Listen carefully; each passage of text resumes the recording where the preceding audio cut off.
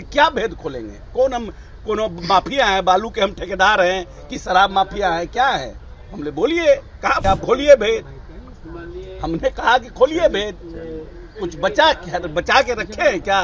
जो करना था कर्म सुकर्म सब तो कर ही चुके हैं। कि हमारे बेटे का अपहरण हुआ था, माननीय नीतीश कुमार जी ने इंटरफेयर करा करके और 3 बार बैठक करके हमारे बेटे को रिकवरी कराया। उसके एक बड़े नेता ने हमसे फिरौती की मांग की।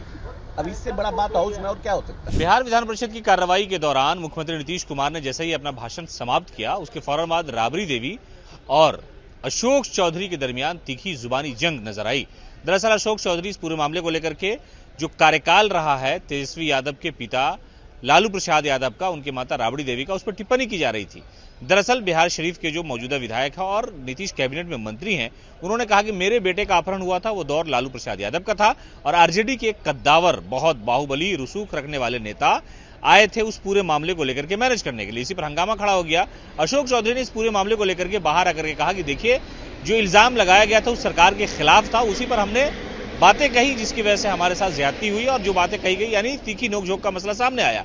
एक वक्त ऐसा है कि अशोक चौधरी वहां पर लगता है कि भावुक हो गए थे, लेकिन उन्होंने अब्दुल बारी सिद्दीकी का जो मामला, जिसमें सिद्दीकी साहब ने कहा कि बहुत ज्यादा बोल रहे हैं, आपसे लोकतंत्र में सीखने की आवश्यकता नहीं है, अगर हम चाहेंगे तो आपका सारा भेद खोल देंगे, सारी पोल खोल देंगे। इस पर अशोक चौधरी ने कहा ना तो मैं बालू माफिया हूं, ना मैं कुछ करता हूं। उनको मैंने तो चैलेंज भी किया सिद्दीकी साहब को कि भाई आपको जो करना, जो पोल खोलना है वो खोल करके दिखा दीजिए। क्या कुछ कहा अशोक चौधरी ने, अंदर क्या हुआ और किस मामले को लेकर के विवाद हुआ था, वो सफाई दे रहे हैं। आप खोलिए भेद। हमने कहा कि खोलिए भेद। कुछ बचा के रखे हैं क्या?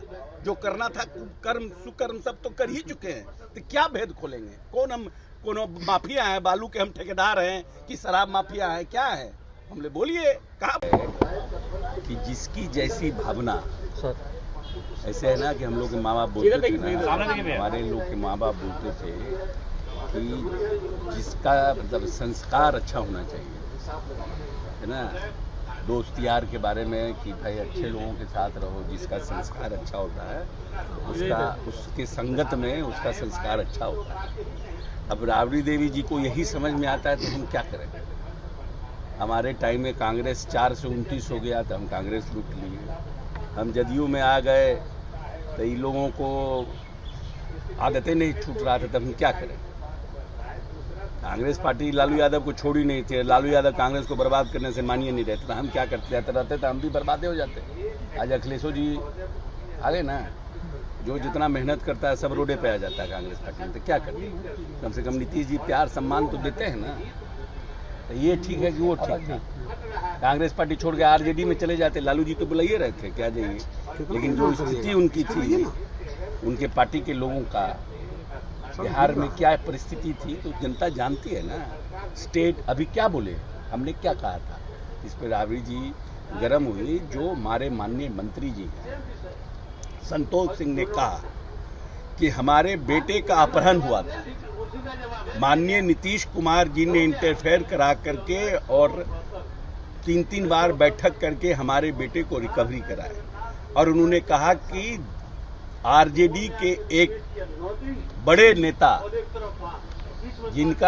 जिसके जात को उनका